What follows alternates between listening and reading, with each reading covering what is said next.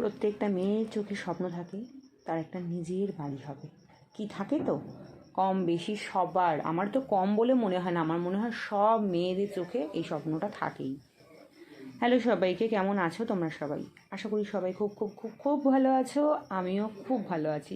সীমার লাইফস্টাইল চ্যানেলে তোমাদের সবাইকে আরও একবার ওয়েলকাম। আজকে আমি ভীষণ খুশি এই স্বপ্নের বাড়িটা।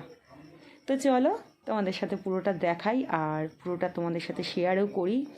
এটা হচ্ছে আমার বড়দি, আর বড়দিরা রয়েছে হচ্ছে একটা ভাড়া বাড়িতে, মানে এই বাড়িতে রয়েছে ওদের মালপত্র নিয়ে।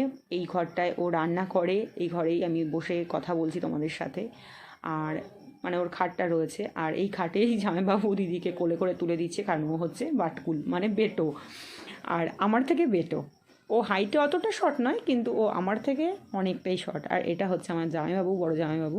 এটা তোমাদেরকে দিদিকে জামাইবাবুকে আগের কোনো একটা ব্লগে দেখানো আছে। অ্যাকচুয়ালি হয়েছে কি, জামাইবাবুর সাথে কথা বলছিলাম যে জামাইবাবু আপনাকে দেখতে পুরো মানে বুড়ো দাদুদের মতো লাগছে, আর আপনাকে ওই বাড়ির সাথে কিন্তু একদমই মানাবে না। তো এইসব বিষয় নিয়ে অনেক হাসি ঠাট্টা কথা গল্প মজা সব কিছু হলো। মানে গেছিলাম হচ্ছে দিদির বাড়িতে, আর দিদির সাথে অনেকক্ষণ কথা হলো যে ওকে নিয়ে, ওই দেখো আমরা দুই বোনে মিলে প্রচণ্ড পেছনে লেগেছি। তারপরে সেখান থেকে কথাবার্তা বলে চলে গেছি দিদির বাড়িতে। আর গিয়ে দেখছি যে ফার্স্টে কোথায় কি হচ্ছে, এটা রয়েছে ঢুকতেই ঠাকুর ঘর করেছে, যেটা আমার খুবই পছন্দ হয়েছে। আর তোমাদেরকে আরেকটা জিনিস দেখাই, এটা হচ্ছে আমি রাসের সময় যখন গেছিলাম তখন ওরা সবেমাত্র মানে গাচ্ছিল, তখন আমি একটু ভিডিও করে নিয়ে এসেছিলাম। এই জামাইবাবু আমাকে দেখাচ্ছিল কোথায় কি করবে, কোথায় কার ঘর হবে, কোথায় আমার থাকার জায়গা হবে, এই সমস্ত নিয়ে তখন মজা করে এসেছি। আর সত্যি কথা বলতে গেলে আমি গেলে জামাইবাবুর সাথে খুবই মানে পেছনে লাগি। তো যেহেতু শালি বলে কথা, তো দিদির ঘর হচ্ছে এটা। দিদি বললো যে দেখা ঘরটাকে, তো সেটাই তোমাদেরকে দেখালাম, আর দেখাবোই যখন সবটাই দেখাবো। তো দিদিকে আমি বললাম যে হ্যাঁ আমি শেয়ার করবো আমার বন্ধুদের সাথে। আর এটা হচ্ছে ওর সিঁড়ি, আর সিঁড়ির পাশেই রয়েছে হচ্ছে পায়খানা বাথরুম। আর এই যে ফ্রেমটা রয়েছে, এই ফ্রেমটার এইখানটায় রয়েছে, এই ঘরটা হবে ওর ছেলের জন্য, মানে ছেলের বউ। তো সামনেই ওর ছেলে, মানে ঘরটা কমপ্লিট হয়ে গেলেই আবার এই বাড়িতে বিয়ের অনুষ্ঠান হবে। তো এই মিস্ত্রি দাদা কাজ করছে, ওখানটায় হবে ওর ডাইনিং প্লেস, আর এইখানটায় হবে হচ্ছে ওর কিচেনটা। তো ফোনে তো মাঝে মানে দুই একদিন পরে পরে দিদির সাথে জামাইবাবুর সাথে কথা হয়, তো বলছিল যে ঢালাইটা হয়ে যাক তারপরে এসো। তো আমি তার আগেই চলে গেছি, ঢালাই হওয়ার আগেই। আমার তর্স হয়েছিল না, মনে ছিল কবে যাবো আর গিয়ে দেখবো যে কতটা হয়েছে। অ্যাকচুয়ালি দিদির এই বাড়িটা নিয়ে আমি ভীষণ এক্সাইটেড, ভীষণ আনন্দিত।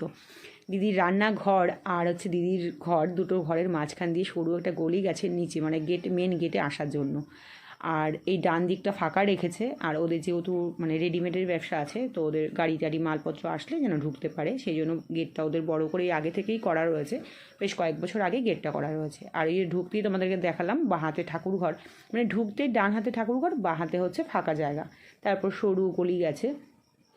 আর ও ঠাকুরঘরের গেটটা নিয়ে আমি অনেকক্ষণ দিদির সাথে মানে কথা বলছিলাম। আমার বলছিলাম যে এত হাইটে শর্ট করেছিস কেন, আমি ঢুকতে পারবো না ঠাকুরঘরে। কিন্তু অ্যাকচুয়ালি আমি ঠাকুরঘরে ঢুকবো কেন, আমি তো ঠাকুরঘরে ঢোকার প্রয়োজন পড়বে না। কিন্তু আমার যেন না কেন একটা মনে হয়, যেন আমি লম্বা, তো মনে হয় দরজা নিচু করলে বা হাইট শর্ট করলে আমার মনে হয় এ বাবা আমি তো ঢুকতে পারবো না। কিন্তু আমি এটা মাথায় আসে না যে আমি তো এখানে থাকবো না, থাকবে তো দিদির ছেলের বউ, ওরা থাকবে। আমার দিদি খুব একটা হাইটে মানে লম্বা নয়, কিন্তু জামাইবাবু মোটামুটি আছে, তার থেকেও ছেলে মানে আমার বড়দির ছেলে হচ্ছে আমার থেকেও লম্বা, এতটাই লম্বা। তো সেই সব নিয়ে কথা হচ্ছিল। তো মানে এই দিদির বাড়িটা স্বপ্নের বাড়ি কেন বলছি, দিদি ধরো বিয়ে হয়েছে মোটামুটি 28-30 বছরের কাছাকাছি। তো এতটা বছর দিদি একটা ঘরের মধ্যে, এতটা বছর একটা ছেলেকে নিয়ে, মানে এক ছেলে দিদির, ছেলেকে নিয়ে ওরা স্বামী স্ত্রী দুজন এতটা বছর কাটিয়ে দিয়েছে, কিন্তু বাড়ি করতে পারেনি। কারণ ছেলেটাকে বড় করেছে, আর ছেলেটার চাকরি বাকরি সূত্রে আর কি, মানে টাকা পয়সা ও খরচ করতে চাইছিল না। তারপর ফাইনালি যখন দেখলো যে ছেলেটা চাকরি বাকরি কোনো কিছু হচ্ছে না, তো ব্যবসায় ঢুকিয়ে দিয়েছে। আর সেই টাকা পয়সা এখন মানে নাড়া দিয়ে এবার ঘরে হাত দিয়েছে, আর ছেলের সামনে বিয়ে দেবে, এবার ঘরের প্রয়োজন। তো আমি এখানে দেখো কি ঢং করছিলাম, প্রচুর নাচানাচি করেছি, সেগুলো অফ মানে ক্যামেরায়, কেননা তখন আর ক্যামেরাটা অন করিনি। তখন তোমরা হয়তো অনেকে বলবে যে এত আধিক্যতা করার কী আছে। অ্যাকচুয়ালি আমার দিদির বাড়িটা আমার কাছেও অনেকটা স্বপ্নের মতোই, কারণ দিদি এতটা বছর কষ্ট করেছে, আর আমরাও গেলে থাকতে দিতে পারতো না দিদি। তো দিদিরও খারাপ লাগতো, আর আমরাও থাকতে পারতাম না, থাকতাম কিন্তু ওই একটা ঘরেই কষ্ট মষ্ট করে আর কি। তো চলো তোমাদেরকে দেখালাম, আর এটা হচ্ছে দিদির বাড়ির মেন গেট। তো তোমাদেরকে পুরোটাই দেখিয়ে দিলাম। তো ঘর হচ্ছে, আর ঢুকতেই তো ঠাকুর ঘর, এই ঠাকুর ঘরের গেটটা। আর এটা হচ্ছে মেন গেট। তো আজকের এই স্বপ্নের বাড়িটা তোমাদেরকে পুরো কমপ্লিট হলে আবার নিশ্চয়ই তোমাদের সাথে শেয়ার করব। তো দেখো তোমরা। আর আজকের এই মানে বাড়ির ভিডিওটা তোমাদের কেমন লেগেছে অবশ্যই জানিও। ভালো লাগলে অবশ্যই তোমরা আমার পাশে থেকো। তো ভালো থেকো তোমরা সবাই, আর সুস্থ থেকো, আর আমার